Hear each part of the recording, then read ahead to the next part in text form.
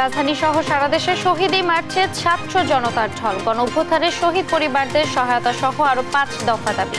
আমরা শুধু এটুকু বলতে চাই, আমাদেরকে ভাইরা রক্ত দিয়েছে, জীবন দিয়েছে, তাদের সেই স্পিরিট, সেই ছাত্র জনতার অভ্যুত্থানের চেতনা ধরে রাখতে যে কোনো দিন, যে কোনো সময় আমরাও রক্ত দিতে প্রস্তুত থাকবো। গণভবন হবে জুলাই গণঅভ্যুত্থানের স্মৃতি জাদুঘর। ক্যাবিনেট মিটিং এর সিদ্ধান্ত, বিচার না হওয়া পর্যন্ত ফ্যাসিবাদীদের পুনর্বাসনের নেই সুযোগ। একটি সুন্দর জাদুঘর এবং কিভাবে ফ্যাসিবাদী সময়ের যে অত্যাচারের যে স্মৃতি এবং আমাদের শহীদদের স্মৃতি কিভাবে সংরক্ষিত করে একটি সুন্দর জাদুঘর করা যায়, এ বিষয়ে খুব দ্রুত দৃশ্যমান পদক্ষেপ নেওয়া হবে। বাংলাদেশ ফেরত না চাওয়া পর্যন্ত হাসিনাকে চুপ থাকতে হবে। ভারতীয় সংবাদ মাধ্যমকে ডক্টর ইউনূস দেশে এনে সবার সামনে বিচার হবে। ডক্টর ইউনূসকে অভিনন্দন জানিয়ে ওবামা সহ 92 নোবেলজয়ী এবং 105 বিশিষ্ট জনের চিঠি ছাপানো হয় যুক্তরাষ্ট্র ভিত্তিক গণমাধ্যম ওয়াশিংটন পোস্টে। কমিশনারগণ দেশের পরিবর্তিত বিরাজিত অবস্থায় পদত্যাগ করতে মনস্থির করেছে। অবশেষে সিএসইউ নির্বাচন কমিশনারদের পদত্যাগ কয়েকটি নির্বাচন প্রশ্নবিদ্ধ ছিল বললেন হাবিবুল আওয়াল। রাষ্ট্র সংস্কারের আহ্বান। বসুন্ধরা চেয়ারম্যান এবং এমডির অর্থ পাচারের অভিযোগ অনুসন্ধান করবে সিআইডি। বেক্সিমকো গ্রুপের সম্পদ বাজেয়াপ্ত এবং রিসিভার নিয়োগের রুল। দেখছিলেন শিরোনামগুলো। সংবাদ সকালের সঙ্গে আছি আমি ফারজান আলিনা। ছাত্র জনতার আন্দোলনে আওয়ামী লীগ সরকারের ক্ষমতাচ্যুতির 1 মাস পূর্তি উপলক্ষে শহীদী মার্চ কর্মসূচি পালন করেছে বৈষম্যবিরোধী ছাত্র আন্দোলন। বৃহস্পতিবার বিকেলে রাজু ভাস্কর্য থেকে শুরু হয় এই কর্মসূচি, শেষ হয় কেন্দ্রীয় শহীদ মিনারে। দেশ গঠনের প্রত্যয় আর হত্যাকারীদের বিচারের দাবি ছিল মার্চকারীদের। জান্নাতুল মোহনা, মাজহারুল ইসলামকে সঙ্গে নিয়ে এম এ আজিমের রিপোর্ট। দেশের পতাকা উড়িয়ে মিছিলে মিছিলে মার্চে এগিয়ে যাচ্ছে লাখো ছাত্র জনতা। স্বৈরাচারের বুলেটের আঘাতে শহীদের নাম, শ্রদ্ধা আর সম্মানে যারা গেঁথেছে মনে, প্লাকার্ডে প্লাকার্ডে তাদের চিরস্মরণীয় রাখার প্রাণবন্তকর চেষ্টা তাদের। শরীরে এখনো ক্ষতচিহ্ন, তবে তারা থেমে যাওয়ার নয়। বুলেটের সামনে বুক পেতে যে অর্জন তা ধরে রাখার প্রত্যয় সবার। আমার এই মুখে গুলিটা লাগে হচ্ছে গিয়ে 20 তারিখে, আর আমি হচ্ছে গিয়ে বনশ্রীর বাসিন্দা, রামপুরা বনশ্রী। হ্যাঁ, আমার অপরাধ ছিল কি, আমি ছাত্রদেরকে সহযোগিতা করেছিলাম, কোমল পানি খাওয়িয়েছিলাম। এই স্বাধীনতা প্রত্যেকটি মানুষের ধর্ম, বর্ণ, হিন্দু হোক, বৌদ্ধ হোক, খ্রিস্টান হোক এবং একটা গরিব হোক, ধনী হোক, সবার স্বাধীনতা যেন আমরা অক্ষুণ্ণ রাখতে পারি এবং যারা আহত তাদের যাতে আমরা সঠিক অধিকারটা ফিরিয়ে দিতে পারি। অংশগ্রহণ ছিল শহীদ পরিবারেরও। সন্তান, ভাই বা স্বজনহারাদের শোক যেন দেশ গঠনের শক্তি। রয়েছে হত্যাকারীদের দেশে এনে বিচারের দাবি। স্বৈরাচারী সরকার তার থেকে মুক্তি পাইছে, আর এর থেকে বড় পাওয়া হবে যখন শেখ হাসিনার শাস্তি হবে। আমার ছেলে শহীদ হয়েছে, অথচ এখনো খুনিরা দেশের বিভিন্ন প্রান্তে ঘুরে বেড়াচ্ছে। ঢাকা বিশ্ববিদ্যালয়ের রাজু ভাস্কর্য থেকে শুরু হয়ে মার্চটি নীলক্ষেত, কলাবাগান, ধানমন্ডি 27 ফার্মগেট, কারওয়ানবাজার, বাংলা মোটর, শাহবাগ হয়ে শহীদ মিনারে গিয়ে শেষ হয়। এ সময় শহীদ পরিবারের আর্থিক ও আইনি সহযোগিতা দ্রুত সময়ের মধ্যে দেয়া, প্রশাসনের মধ্যে ফ্যাসিস্টদের দোসরদের চিহ্নিত করে বিচারের আওতায় আনা সহ 5 দফা দাবি তুলে ধরেন সমন্বয়ক সার্জিস আলম।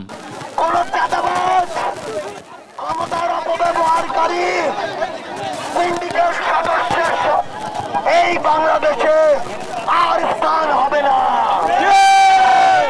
আমরা শুধু এটুকু বলতে চাই, আমাদেরকে ভাইরা রক্ত দিয়েছে, জীবন দিয়েছে, তাদের সেই স্পিরিট, সেই ছাত্র জনতার অভ্যুত্থানের চেতনা ধরে রাখতে যে কোনো দিন, যে কোনো সময় আমরাও রক্ত দিতে প্রস্তুত থাকবো। এম এ আজিম, দেশ টিভি, ঢাকা। ছাত্র জনতার অভ্যুত্থানের মাধ্যমে স্বৈরাচার হাসিনার সরকার পতনের 1 মাস পূর্তি উপলক্ষে সারা দেশে শহীদী মার্চ করেছে বৈষম্যবিরোধী ছাত্র আন্দোলন। শহীদদের স্মরণে এই কর্মসূচিতে অংশ নিয়ে নতুন বাংলাদেশ নির্মাণ এবং শহীদদের মর্যাদা অক্ষুণ্ণ রাখার প্রত্যয় ব্যক্ত করেন ছাত্র জনতা। সহকর্মীদের পাঠানো তথ্য ছবিতে আপন উপর রিপোর্ট। ছাত্র জনতার অভ্যুত্থানের মধ্য দিয়ে স্বৈরাচার পতনের 1 মাস পূর্তিতে দেশের বিভিন্ন ক্যাম্পাস ও সড়কে শহীদি মার্চ করেছে বৈষম্য বিরোধী ছাত্র আন্দোলন। বৃহস্পতিবার দুপুরে শহীদদের স্মরণে শহীদি মার্চে অংশ নেয় বরিশালের শিক্ষার্থীরা। বৈষম্য বিরোধী ছাত্র আন্দোলনের উদ্যোগে সরকারি ব্রজমোহন কলেজ থেকে মিছিল বের হয়। এতে অংশ নেয় অন্য শিক্ষা প্রতিষ্ঠানের শিক্ষার্থীরাও। তারা জানান, যাদের ত্যাগের বিনিময়ে নতুন বাংলাদেশ, তাদের মর্যাদা অক্ষুণ্ণ থাকবে। সেই সঙ্গে অন্যায়, অবিচার ও দুর্নীতির বিরুদ্ধেও সোচ্চার থাকবে শিক্ষার্থীরা। এদিন দুপুরে নারায়ণগঞ্জের চাষাড়ায় শহীদ মিনার থেকে শহীদি মার্চ কর্মসূচি শুরু করে শিক্ষার্থীরা। বঙ্গবন্ধু সড়ক ও নারায়ণগঞ্জ ক্লাব হয়ে আবারও শহীদ মিনারে এসে শেষ হয়। এর আগে বৈষম্য বিরোধী ছাত্র আন্দোলনে নিহতদের স্মরণে শ্রদ্ধা নিবেদন করে শিক্ষার্থীরা। এ সময় সংক্ষিপ্ত বক্তব্যে আন্দোলনে নিহতদের দ্রুত তালিকা প্রকাশের দাবি জানান তারা। শহীদদের স্মরণে র্যালি ও আলোচনা সভা হয় ব্রাহ্মণবাড়িয়ায়। দুপুরে শহরের ট্যাঙ্কের পার মাঠে শহীদি মার্চের কর্মসূচি করে জেলার বিভিন্ন প্রতিষ্ঠানের শিক্ষার্থীরা। বিকেলে রংপুরের প্রেস ক্লাব চত্বর থেকে শুরু হয় শহীদি মার্চ, শেষ হয় শহীদ মিনারে এসে। পরে কোরআন তেলাওয়াত ও গীতা পাঠ করে সমস্বরে জাতীয় সঙ্গীত গায় শিক্ষার্থীরা। বেগম রোকেয়া বিশ্ববিদ্যালয়ের শিক্ষার্থীরা শহীদি মার্চের মিছিল বের করে শহীদ আবু সাইদ চত্বর থেকে। ক্যাম্পাসে ফিরে শহীদদের স্মৃতিচারণ করে সহযোদ্ধারা। বিকেলে কুষ্টিয়ার সাদ্দাম বাজার মোড় থেকে র্যালি নিয়ে এনএস রোডের শহীদ চত্বরে গিয়ে সংক্ষিপ্ত সমাবেশের মাধ্যমে শেষ হয় কুষ্টিয়ার শহীদি মার্চ। পরে নিহত ও আহতদের জন্য দোয়া ও মোনাজাত করা হয়। এছাড়া চট্টগ্রাম, মুন্সিগঞ্জ, বাগেরহাট, রাঙামাটি সহ দেশের বিভিন্ন জেলাতেও শহীদদের স্মরণে এই আয়োজন করে বৈষম্য বিরোধী ছাত্র আন্দোলন। আপন অপু, নিউজ ডেস্ক, দেশ টিভি। গণভবনকে জুলাই গণঅভ্যুত্থানের স্মৃতি স্মারক হিসেবে জাদুঘর করার সিদ্ধান্ত নিয়েছে অন্তর্বর্তী সরকার। দ্রুত এটি জনসাধারণের জন্য খুলে দেওয়া হবে। ক্যাবিনেট মিটিং শেষে ব্রিফিংয়ে এসব তথ্য জানান ক্রীড়া ও শ্রম উপদেষ্টা আসিফ মাহমুদ। সেই সঙ্গে বিচার না হওয়া পর্যন্ত ফ্যাসিবাদীদের পুনর্বাসনের সুযোগ নেই বলেও জানান তিনি। বিস্তারিত শামীমা আক্তারের প্রতিবেদনে। বৃহস্পতিবার বিকেলে রাষ্ট্রীয় অতিথি ভবন যমুনায় ডক্টর মোহাম্মদ ইউনূসের নেতৃত্বে উপদেষ্টা পরিষদের ৫ম সভা অনুষ্ঠিত হয়। ২ ঘণ্টাব্যাপী এই সভায় বেশ কিছু গুরুত্বপূর্ণ সিদ্ধান্ত নেওয়া হয়। পরে ফরেন সার্ভিস একাডেমিতে বৈঠকের বিষয়ে ব্রিফ করেন যুব ও ক্রীড়া উপদেষ্টা আসিফ মাহমুদ সজীব ভুইয়া। জানান, জুলাই আগস্টের গণ অভ্যুত্থানের শহীদদের তালিকা করা হচ্ছে। শহীদ পরিবারের সদস্যদেরকে দেয়া হবে সম্বর্ধনা। সভায় সারা দেশের শ্রমিক অসন্তোষের বিষয়ে একটি রিভিউ কমিটি করার সিদ্ধান্ত হয়েছে বলেও জানান এই উপদেষ্টা। শ্রমিকদের যে কোনো সমস্যা সমাধানের জন্য একটা রিভিউ কমিটি শ্রম মন্ত্রণালয়ের অধীনে করার বিষয়ে সিদ্ধান্ত হয়েছে। খুব দ্রুতই সেই রিভিউ কমিটি ঘোষণা করা হবে, যাতে শ্রমিকরা তাদের সকল দাবি দাবা নিয়ে সেই রিভিউ কমিটির কাছে দিতে পারে এবং রিভিউ কমিটি কনসার্ন মিনিস্ট্রি বা কনসার্ন অধিদপ্তর কিংবা পরিদপ্তরের মাধ্যমে সেই সমস্যা দ্রুত সমাধানের জন্য কাজ করে যাবে। উপদেষ্টা পরিষদের বৈঠকে ছাত্র আন্দোলনের মধ্য দিয়ে অর্জিত সাফল্যকে স্মৃতিস্মারক হিসেবে সাবেক গণভবনকে জুলাই আগস্টের স্মৃতি জাদুঘর করার সিদ্ধান্তের কথা জানান উপদেষ্টা আসিফ মাহমুদ। গণভবন কখনোই আসলে এর যে নাম গণভবন, গণভবন হয়ে উঠতে পারেনি। এই গণভবনকে যেহেতু এদেশের মানুষ, ছাত্র জনতা একটা অভ্যুত্থানের মাধ্যমে জয় করেছে, এটিকে জনগণের জন্য উন্মুক্ত করে দেওয়া হবে এবং এই জুলাই গণ অভ্যুত্থানের স্মৃতিকে, শহীদদের স্মৃতি এবং বিগত ফ্যাসিবাদী সরকারের আমলে যত অন্যায় অবিচার হয়েছে সবকিছুর স্মৃতি সংরক্ষণ করার জন্য গণভবনকে জুলাই গণ অভ্যুত্থান স্মৃতি জাদুঘর হিসেবে প্রতিষ্ঠা করা হবে।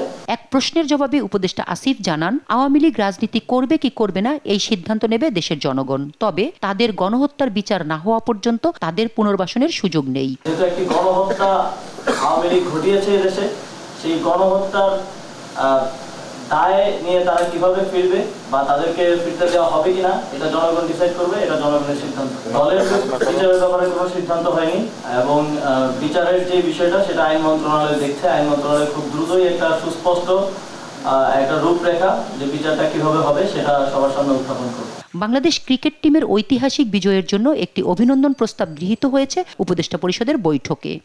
উপদেষ্টা পরিষদের পক্ষ থেকে সকল খেলোয়াড়, কোচ, কর্মকর্তা ও বিসিবিকে শুভেচ্ছা ও অভিনন্দন জানিয়ে অভিনন্দন প্রস্তাব গৃহীত হয়েছে। শামীমা আক্তার, দেশ টিভি, ঢাকা। স্বৈরাচার হাসিনা সরকারের রেখে যাওয়া ভঙ্গুর অর্থনীতিকে শক্তিশালী করতে বর্তমান সরকার কাজ করছে বলে জানিয়েছেন প্রধান উপদেষ্টা ডক্টর মোহাম্মদ ইউনূস। তার সরকারের 1 মাস পূর্তিতে গণমাধ্যমে পাঠানো এক বার্তায় তিনি কথা জানান। এতে গণহত্যায় জড়িতদের বিচার নিশ্চিত করাও তার সরকারের প্রধান কাজ বলে জানান তিনি। বিস্তারিত মোহাম্মদ সাকিবের প্রতিবেদনে। বার্তার শুরুতে প্রধান উপদেষ্টা বলেন, বাংলাদেশের দ্বিতীয় স্বাধীনতা অর্জনের প্রথম মাস উদযাপন করছে জাতি। ইতিহাসের অন্যতম গৌরবময় বিপ্লবের জন্য শত শত ছাত্র এবং সর্বস্তরের মানুষ সর্বোচ্চ ত্যাগ স্বীকার করেছিল সে সময়। বার্তায় প্রধান উপদেষ্টা বলেন, ছাত্র জনতা শেখ হাসিনার 15 বছরের স্বৈরশাসনের অবসান ঘটিয়েছে, যার নেতৃত্বে নৃশংস একটি গণহত্যা সংঘটিত হয়েছে। শেখ হাসিনা একটি ভঙ্গুর অর্থনীতি রেখে দেশ ছেড়ে পালিয়েছিলেন মন্তব্য করে বাংলাদেশকে এর পূর্ণ গৌরবে প্রতিষ্ঠিত করার অঙ্গীকার ব্যক্ত করেন তিনি। বার্তায় তিনি আরও বলেন, গত মাসে আবু সাঈদ, মুগ্ধ সহ জানা অজানা শহীদদের নিঃস্বার্থ আত্মত্যাগে উদ্বুদ্ধ হয়ে সব সীমাবদ্ধতা সত্ত্বেও এই দায়িত্ব গ্রহণ করেছেন। পড়াশোনা ছেড়ে ঘুমহীন রাত কাটিয়ে বিপ্লব শেষ হওয়ার পর ধর্মীয় সংখ্যালঘু সম্প্রদায় ও তাদের উপাসনালয়ে পাহারা দেওয়ার পর সারা দেশে ট্রাফিক পরিচালনা করার দায়িত্ব নেয়ার কথা স্মরণ করে বিপ্লবের সুফল ঘরে তুলতে আবারও ক্লাস ও ক্যাম্পাসে ফিরতে ছাত্রদের প্রতি আহ্বান জানান তিনি। অন্তর্বর্তী সরকারের প্রথম কাজ জুলাই ও আগস্টের হত্যাকাণ্ডের বিচার ও জবাবদিহিতা নিশ্চিত করা। বলেন, গণহত্যার বিষয়ে জাতিসংঘের নেতৃত্বে স্বাধীন ও নিরপেক্ষ তদন্ত পরিচালনার জন্য জাতিসংঘের মানবাধিকার দপ্তরকে আমন্ত্রণ জানানো হয়েছে। এই সময় বিপ্লবে গুরুতর আঘাতপ্রাপ্ত হাজার হাজার মানুষের বিনামূল্যে চিকিৎসা, শহীদ ও আহতদের পূর্ণাঙ্গ তালিকা তৈরি করা, শহীদদের পরিবারের দেখাশোনার জন্য একটি ফাউন্ডেশন তৈরির কাজ শেষ পর্যায়ে আছে বলেও জানান তিনি। পরিশেষে তিনি বলেন, শহীদের রক্ত এবং আহত ভাই বোনদের আত্মত্যাগকে ব্যর্থ হতে দেয়া যাবে না। যে সুযোগ তারা তৈরি করে দিয়েছেন সেই সুযোগকে হাতছাড়া হতে দেয়া হবে না। বার্তায় জুলাই আগস্টের বিপ্লবে শহীদদের স্বপ্নের নতুন বাংলাদেশ গড়ার প্রতিজ্ঞার কথা জানান ডক্টর মোহাম্মদ ইউনূস। মোহাম্মদ সাকিব, দেশ টিভি, ঢাকা। দেশ ছেড়ে পলাতক শেখ হাসিনাকে ফেরানোর আবেদনের আগ পর্যন্ত ভারত বাংলাদেশের মধ্যে অস্বস্তি এড়াতে তাকে চুপ থাকতে হবে বলে মন্তব্য করেছেন অন্তর্বর্তী সরকারের প্রধান উপদেষ্টা ডক্টর মোহাম্মদ ইউনূস। এ অবস্থায় ভারতে বসে শেখ হাসিনার রাজনৈতিক মন্তব্য করাও হবে অবন্ধুত্ব সুলভ। ভারতের সংবাদ মাধ্যম পিটিআইকে দেয়া এক সাক্ষাৎকারে এমন মন্তব্য করেছেন ডক্টর ইউনূস। লুৎফর কবিরের রিপোর্টে বিস্তারিত। ছাত্র জনতার অভ্যুত্থানে গেল 5 আগস্ট পদত্যাগ করে দেশ ছেড়ে পালিয়ে ভারতে আশ্রয়ে চলে যান সাবেক প্রধানমন্ত্রী শেখ হাসিনা। এই পরিস্থিতির মাঝেও ভারতে বসে বাংলাদেশে অস্থিরতা সৃষ্টি করছে বলে অভিযোগ অন্তর্বর্তী সরকারের। শেখ হাসিনার ভারতে অবস্থান এবং দেশে ফেরানোর প্রসঙ্গে অন্তর্বর্তী সরকারের প্রধান উপদেষ্টা ডক্টর মোহাম্মদ ইউনূসের সাক্ষাৎকার নেয় ভারতীয় সংবাদ সংস্থা পিটিআই। বলেন, নয়াদিল্লির কাছে ফেরত না চাওয়া পর্যন্ত ভারতে চুপ থাকা উচিত শেখ হাসিনার। তার রাজনৈতিক বিবৃতির প্রসঙ্গে এমন মন্তব্য করেছেন ডক্টর ইউনূস। শেখ হাসিনার সম্প্রতি রাজনৈতিক বিবৃতিকে অবন্ধুসুলভ আচরণ বলেও বর্ণনা করেছেন ইউনূস। চুপ থাকার প্রসঙ্গে নোবেলজয়ী ইউনূস খোলাখুলিভাবে আরও বলেন, ঢাকা পলাতক শেখ হাসিনাকে ফেরত চাওয়ার আগ পর্যন্ত যদি দিল্লি তাকে ধরে রাখতে চায় এর শর্ত হবে চুপ থাকা। ভারতে শেখ হাসিনার অবস্থানে স্বস্তিতে নেই কেউই, কারণ বিচারের মুখোমুখি দাঁড় করাতে তাকে আমরা দেশে ফেরাতে চাই। তিনি ভারতে রয়েছেন, আবার সেখানে নানা কথা বলে সমস্যার সৃষ্টি করছেন। যদি চুপ থাকতেন আমরা তাহলে ভুলে যেতাম। সাধারণ মানুষের ক্ষেত্রেও তাই হতো। তা না করে ভারতে নানা কথাবার্তা বলছেন ও দিক নির্দেশনা দিচ্ছেন, যা কেউই পছন্দ করছেন না। শেখ হাসিনাকে দেশে না ফেরালে বাংলাদেশের জনগণ শান্তিতে থাকবে না বলেও মনে করেন অন্তর্বর্তী সরকারের প্রধান উপদেষ্টা। তাকে সবার সামনে এনে বিচার করা প্রয়োজন বলেও মনে করেন ডক্টর ইউনূস। শেখ হাসিনা ছাড়া বাংলাদেশ আফগানিস্তানে পরিণত হবে এবং আওয়ামী লীগ ছাড়া সব রাজনৈতিক দলকে ইসলামীপন্থীর তকমা দেওয়া থেকে দিল্লিকে বেরিয়ে আসতে হবে বলেও মনে করেন প্রধান উপদেষ্টা ডক্টর মোহাম্মদ ইউনূস। লুৎফর কবির, নিউজ ডেস্ক, দেশ টিভি। বাংলাদেশের অন্তর্বর্তীকালীন সরকারের প্রধান উপদেষ্টা ডক্টর মোহাম্মদ ইউনূসকে অভিনন্দন জানিয়েছেন শান্তিতে নোবেলজয়ী সাবেক মার্কিন প্রেসিডেন্ট বারাক ওবামা সহ 92 জন নোবেল লরিয়েট এবং বিশ্বের বিভিন্ন দেশের 105 জন নির্বাচিত জনপ্রতিনিধি, ব্যবসায়ী এবং সুশীল সমাজের নেতারা। একটি যৌথ চিঠিতে ডক্টর ইউনূসকে এই অভিনন্দন জানান তারা।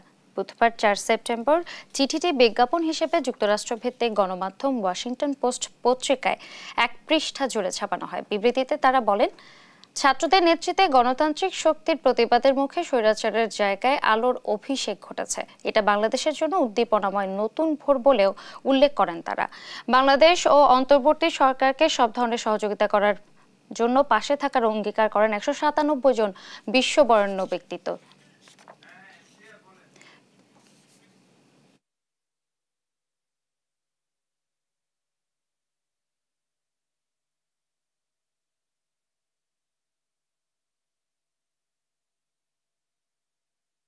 আওয়ামী লীগের প্রেসিডিয়াম সদস্য ও সাবেক নৌ পরিবহন মন্ত্রী শাহজাহান খানকে গ্রেফতার করেছে ঢাকা মহানগর পুলিশ। মধ্যরাতে ধানমন্ডির একটি বাসা থেকে গ্রেফতার করা হয় তাকে।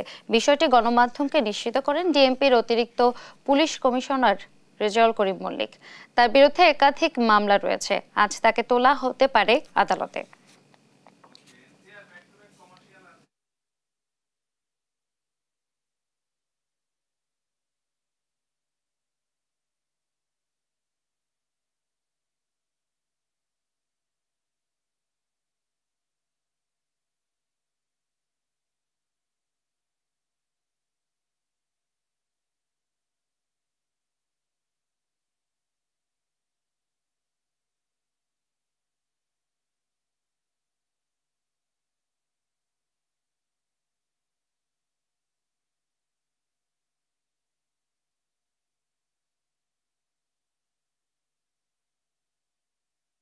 অবশেষে পদত্যাগ করলেন সিএসি কাজী হাবিবুল্লাহ আওয়াল সহ 5 কমিশনার। বৃহস্পতিবার আগারগাঁও নির্বাচন ভবনে সংবাদ সম্মেলনে পদত্যাগের ঘোষণা দেন তারা। অতীতের বেশ কয়েকটি নির্বাচন প্রশ্নবিদ্ধ ছিল বলেও স্বীকার করেন তিনি। নূপুর মাহমুদের রিপোর্ট, জানাচ্ছেন নাফিয়া ফারজানা। ছাত্র জনতার আন্দোলনের মুখে গেল 5 আগস্ট শেখ হাসিনা সরকারের পদত্যাগের পর অন্তর্বর্তী সরকার গঠন হয়। এরপর থেকে কাজী হাবিবুল আওয়াল কমিশনের পদত্যাগের দাবি ওঠে। বুধবার থেকেই কানাঘুষা ছিল নির্বাচন কমিশনাররা পদত্যাগ করছেন। বৃহস্পতিবার দুপুর 12টায় সংবাদ সম্মেলনে সেই ঘোষণা দেন সিইসি। 2022 সালের 27 ফেব্রুয়ারি শপথ নেয়ার পর মাত্র 2.5 বছরের মাথায় বিদায় নিল কমিশন। আমি সহ মাননীয় কমিশনারগণ দেশের পরিবর্তিত বিরাজিত অবস্থায় পদত্যাগ করতে মনস্থির করেছি। অতীতের প্রায় সব নির্বাচনের গ্রহণযোগ্যতা নিয়ে প্রশ্ন ছিল জানিয়ে তিনি বলেন, 2024-এর ভোটে সব দলকে আনার চেষ্টা করেছিল কমিশন, কিন্তু সাংবিধানিক বাধ্যবাধকতার কারণে তা সম্ভব হয়নি। নির্বাচন অবাধ, নিরপেক্ষ ও সুশৃঙ্খল করতে অনেকটাই সহায়ক হয়েছিল। নির্বাচন যেহেতু একদলীয় ছিল, কাজে এই নির্বাচনকে সরকারিভাবে প্রভাবিত করার কোনো আবশ্যকতাও কার্যত ছিল না। নির্বাচন দলের ভেতরেই হয়েছে, মধ্যে হয়নি। বারবার নির্বাচনের গ্রহণযোগ্যতা নিয়ে প্রশ্ন ওঠায় কয়েক দফার সংস্কার প্রস্তাব পেশ করেন কাজী হাবিবুল আওয়াল। ভবিষ্যতে কিছু প্রস্তাবনা সরকারের সদয় বিবেচনার জন্য রেখে যাওয়া আমরা আমাদের কর্তব্য মনে করছি।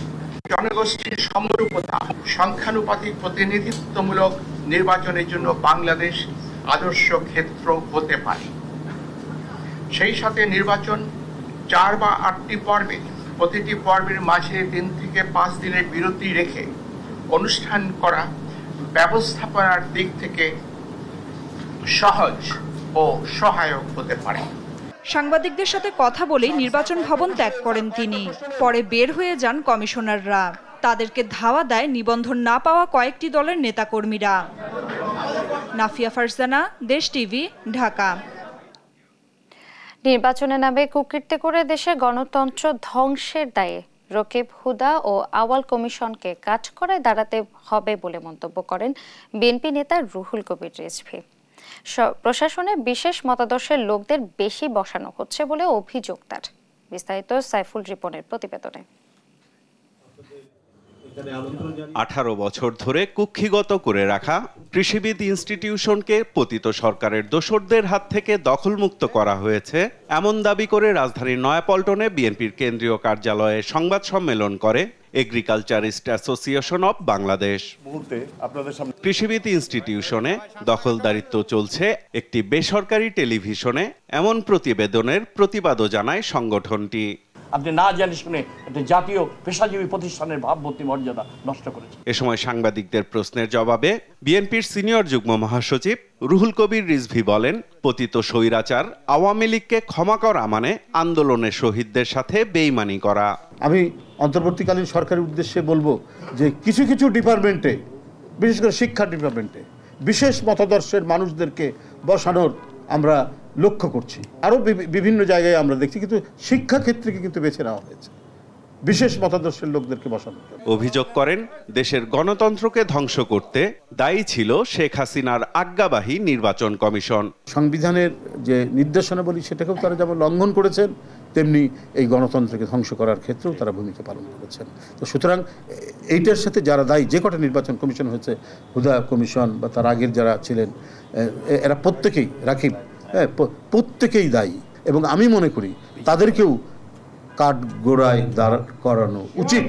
এদিকে জাতীয় প্রেস ক্লাবের সামনে অন্তর্বর্তী সরকার এবং বাংলাদেশের বিরুদ্ধে ভারত ও আওয়ামী লীগের ষড়যন্ত্রের প্রতিবাদে প্রতিবাদ সভা হয়। সেখানে পদত্যাগী নির্বাচন কমিশনের বিচারের দাবি জানান বিএনপি চেয়ারপারসনের উপদেষ্টা জয়নুল আবদিন ফারুক। যারা বাংলাদেশের নির্বাচন কমিশনকে নির্দেশ দিয়ে 154 জন বিনা প্রতিদ্বন্দ্বিতায় নির্বাচিত করেছে, তারা আজকে প্রেস কনফারেন্স করে বিদায় নিলে চলবে না, তাদেরকে আইনের আওতায় আনতে হবে। এদিকে লক্ষ্মীপুরে পৌরসভায় বন্যার্তদের মাঝে খাদ্য সামগ্রী বিতরণকালে বিএনপির স্থায়ী কমিটির সদস্য ডাক্তার এজেডএম জাহিদ হোসেন বলেন, ভারত বাংলাদেশের মানুষের নয়, বরং একটি দল ও পরিবারের বন্ধু।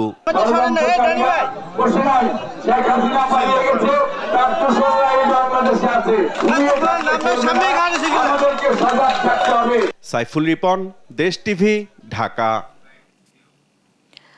রাজনৈতিক দল হিসেবে প্রতিপক্ষকে ক্ষমা করলেও গণহত্যায় জড়িতদের শাস্তি চায় বাংলাদেশের জামায়াতে ইসলাম।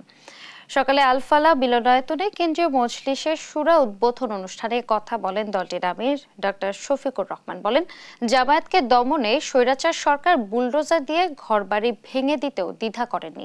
15 বছর সব ধরনের নির্যাতনের শিকার হয়েছে নেতাকর্মীরা। পরে ছাত্র জনতার আন্দোলনে শহীদদের মাগফিরাত কামনা এবং আহতদের জন্য দোয়া করা হয়।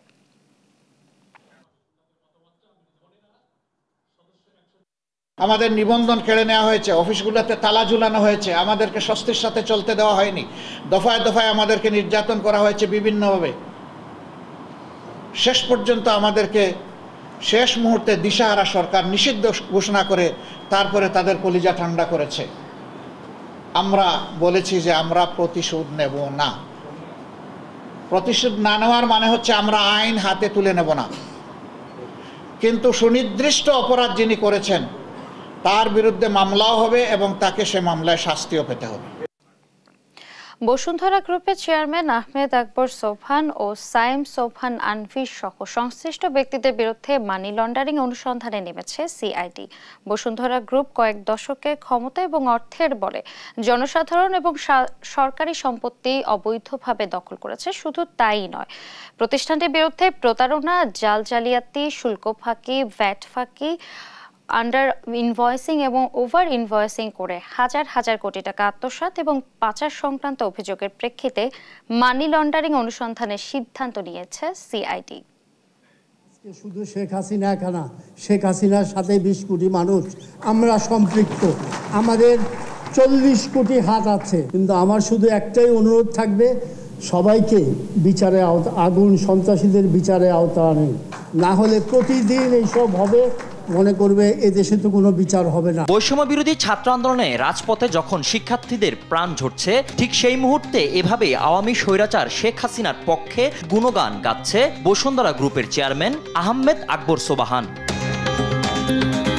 For the people for the country এমন স্লোগান নিয়ে বসুন্ধরা গ্রুপের যাত্রা শুরু করলেও উদ্দেশ্য ছিল ভিন্ন। শুরু থেকেই দেশের সাধারণ মানুষের জমি দখল করা ছিল গ্রুপটির নেশা। বাদ যায়নি সরকারি সম্পত্তিও। নিজের মনে করে খাল, বিল, নদী, খাস জমি, পতিত ভূমি, কবরস্থান, বদ্ধভূমি দখল করে গড়ে তুলেছে ইন্ডাস্ট্রি। সাধারণ মানুষের 3 ফসলি জমি, সরকারের খাস জমি এবং কি খাল, বিল ও জলাশয় যা পেয়েছে তাই দখল করে গড়ে তুলেছে বসুন্ধরা আবাসিক এলাকা এবং বসুন্ধরা রিভার ভিউ প্রকল্প। রাজুকের অনুমোদন ছাড়াই অবৈধভাবে গড়ে তুলেছে বসুন্ধরা রিভার ভিউ। সাধারণ মানুষের জায়গা দখল করে অবৈধভাবে ভরাটের কাজও শেষ করেছে গ্রুপটি। সমাজের বিত্তবান ব্যক্তিদের নিকট প্লট বিক্রয়ের মাধ্যমে অগ্রিম, এককালীন ও কিস্তির মাধ্যমে শত শত কোটি টাকা হাতিয়ে নেয়ার অভিযোগও রয়েছে বসুন্ধরা গ্রুপের বিরুদ্ধে। আওয়ামী স্বৈরাচার সরকারকে সহযোগিতা করাই ছিল গ্রুপটির চেয়ারম্যান আহমেদ আকবর সোবাহানের কাজ। বসুন্ধরা আবাসিক এলাকায় বিভিন্ন ব্লকে ইস্ট ওয়েস্ট প্রপার্টিজ লিমিটেড কর্তৃক বিপুল পরিমাণ জমি দখলের অভিযোগ পাওয়া যায়, যার আনুমানিক মূল্য 1.5 লাখ কোটি টাকার বেশি। এসব জমি নিজেদের দখলে নিতে বিভিন্ন ধরনের প্রতারণা ও জালিয়াতির আশ্রয় নিয়েছে বসুন্ধরা গ্রুপ। বসুন্ধরা আবাসিক এলাকায় সরকারি খাস জায়গা, নালা, নদীসহ 800 একর এবং ভয়েলরাজ এস্টেটের 216 একর সহ মোট 1016 একর জমি বেআইনিভাবে দখল করার অভিযোগ আছে বসুন্ধরা গ্রুপের বিরুদ্ধে। বিভিন্ন সূত্রে জানা গেছে বসুন্ধরা গ্রুপ দেশের বিভিন্ন তফসিল ব্যাংক হতে পর্যাপ্ত জামানত না রেখে প্রতারণা ও জালিয়াতির আশ্রয় নিয়ে বিঘা প্রতি 20 থেকে 25 লক্ষ টাকায় কেনা জমি প্রতি কাঠা 3 কোটি টাকা দাম দেখিয়ে 42,000 কোটি টাকারও বেশি ঋণ নিয়েছে, যার বেশিরভাগ অর্থ পাচার করা হয়েছে দুবাই, সিঙ্গাপুর, লন্ডন, মালয়েশিয়া সহ বিভিন্ন দেশে। বসুন্ধরা গ্রুপের সিঙ্গাপুর অফিস দেখাশোনা করছে আহমেদ সোবাহানের বড় ছেলে শাহাদাত সোবাহান তানভীর। বিভিন্ন ব্যাংক হতে একের পর এক প্রকল্প দেখিয়ে হাজার হাজার কোটি টাকা ঋণ নিলেও সেসব ঋণ পরিশোধ না করার অভিযোগও রয়েছে তাদের বিরুদ্ধে। এবার বসুন্ধরা গ্রুপের বিভিন্ন প্রতিষ্ঠানের বিরুদ্ধে প্রতারণা, জালিয়াতি, শুল্ক ফাঁকি, ভ্যাট ফাঁকি, আন্ডার ইনভয়েসিং ও ওভার ইনভয়েসিং করে হাজার হাজার কোটি টাকা আত্মসাৎ ও পাচার সংক্রান্ত অভিযোগের প্রেক্ষিতে মানি লন্ডারিং অনুসন্ধানে নেমেছে সিআইডি। সিআইডির অনুসন্ধানে সকল প্রতারণা বের হয়ে আসবে এমনটাই প্রত্যাশা করছেন ভুক্তভোগী লাখো মানুষ। নিউজ ডেস্ক, দেশ টিভি। বেক্সিমকো গ্রুপের ঋণ সংক্রান্ত তথ্য প্রকাশ, অর্থ পাচারের বিষয়ে প্রতিবেদন এবং সম্পত্তিতে রিসিভার নিয়োগের বিষয়ে রুল জারি করেছে হাইকোর্ট। বৃহস্পতিবার AKM আসাদুজ্জামান এবং বিচারপতি মাহবুবুল ইসলামের দ্বৈত বেঞ্চ এই রুল জারি করেন। 4 সপ্তাহের মধ্যে বাংলাদেশ ব্যাংক সহ সংশ্লিষ্টদের এই রুলের জবাব দিতে হবে। রুলে জানতে চাওয়া হয়, বিভিন্ন ব্যাংকে বেক্সিমকো গ্রুপের কত টাকার ঋণ আছে তা কেন প্রকাশ করা হবে না, বেক্সিমকো গ্রুপের বিরুদ্ধে অর্থ পাচারের প্রতিবেদন কেন আদালতে দাখিল করা হবে না এবং কেন এই গ্রুপের সম্পত্তি দেখভালের জন্য রিসিভার নিয়োগ করা হবে না। আইনজীবী মাসুদ আর সোবহানের করা রিট আবেদনের প্রাথমিক শুনানি নিয়ে এসব রুল জারি করে হাইকোর্ট।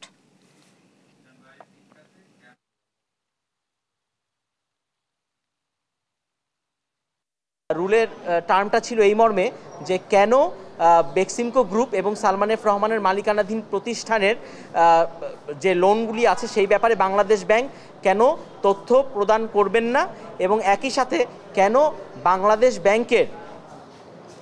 ব্যাংক রিসিভার অ্যাপয়েন্টমেন্ট করবেন না বেক্সিমকো গ্রুপের সম্পদ রক্ষণাবেক্ষণের জন্য, এবং একই সাথে বাংলাদেশ ব্যাংক কেন অর্থ পাচারের বেক্সিমকো গ্রুপের যে অর্থ পাচার হয়েছে কিনা সেই ব্যাপারে একটি রিপোর্ট প্রদান করবেন না। এই 3 মর্মে রুল ইস্যু করা হয়েছে। আওয়ামী লীগ সরকারের পতন এবং অন্তর্বর্তী সরকার গঠনের পর থেকে দেশে অনেকাংশে কমে গেছে চাঁদাবাজি। ফলে নরসিংদীতে মহাসড়কে চাঁদাবাজি বন্ধের ফলে সবজির হাট এবং বাজার পর্যায়ে কমেছে সবজির দাম। সুফলও পাচ্ছেন ভোক্তারা। সুমন বর্মনের পাঠানো তথ্য চিত্রে সালমা জাহানের ডেস্ক রিপোর্ট। নরসিংদীর সবজির কদর এখন দেশ জুড়ে। ঢাকা সহ আশেপাশের কয়েকটি জেলার সবজির চাহিদার বড় অংশের যোগান আসে এ জেলা থেকে। উৎপাদিত এসব সবজি নারায়ণপুর, মরজাল, কামারটেক এবং কোন্দালপাড়া এলাকায় মহাসড়কের ওপর রেখেই হচ্ছে বেচাকেনা। সোম, বুধ এবং শুক্রবার হাট বসে 12ই চাই। জংলি শিবপুরে রোববার ও বৃহস্পতিবার, নারায়ণপুরে শনি ও মঙ্গলবার এবং কোন্দালপাড়ায় বসে সোম ও শুক্রবার। মরজাল, কামারটেক এবং চৈতন্য এলাকায় এখন সপ্তাহের প্রতিদিনই বসছে সবজির হাট। কৃষকরা ভ্যানে করে ক্ষেত থেকে সবজি নিয়ে আসে হাটে। মহাসড়কের ওপর ভ্যান রেখে পাইকারদের সাথে হয় দর কষাকষি। বাজার ঘুরে দেখা যায় প্রতি কেজি করলা 40 থেকে 50 টাকা, বরবটি 50 থেকে 60 টাকা, লতি 15 থেকে 20 টাকা, কাঁকরোল 45 থেকে 50 টাকা, ঢেঁড়স 35 থেকে 40 টাকা এবং টমেটো বিক্রি হচ্ছে 80 টাকায়। সিন্ডিকেট না থাকায় খাজনা দিতে হয় না, তাই ভালোই দাম পাচ্ছে কৃষকরা। সবজির সরবরাহ আরো বাড়লে দাম কমবে। না, হাজনা সান্দা কিচ্ছু নাই, মানে হাজনা লাগে দুধগুলো মরতে এগুলো কিচ্ছু নাই। আমি বিক্রি করতেছি, এটা আমি আশা করি লাভ হবে, লস হবে না। আগে 15 থেকে 20 টাকা বিক্রি করতে পারতাম, এখন আপনার এই সিজনে লতি বিক্রি হইতেছে 10 টাকা। এদিকে মহাসড়কে কোনো চাঁদা ও ভোগান্তি না থাকায় সবজি আনতে পারায় খুশি পাইকাররা। খুচরা ব্যবসায়ীরাও জানায় সবজির দাম ক্রেতাদের নাগালের মধ্যেই আছে। আগে মনে করেন আমরা গাড়ি ঘোড়া লয়ে গেলে পুলিশ আটকে মনে করেন 500, 600, 1000 টাকা নিত। আর বিশেষ করে মনে করেন যে মাল আমরা আগে কিনতাম যে রেটে, ইয়াচ্ছে 2 ডবল রেট বেশি। আগে থেকে তো এখন কিছু সবজির দাম এখন কমই, আগে তো আরো অনেক দাম ছিল। পরিবর্তন হওয়ার পরেও বাজার কিন্তু এখন ভালো আছে। এই গৃহস্থে কিন্তু আপাতত যাই মাল কম আনলেও টাকা পাইতেছে। সবজির দাম কমায় স্বস্তি ফিরেছে জনমনে। নিউজ ডেস্ক, দেশ টিভি। কেউ চাকরি করছেন 20 বছর, কেউ বা তারও বেশি।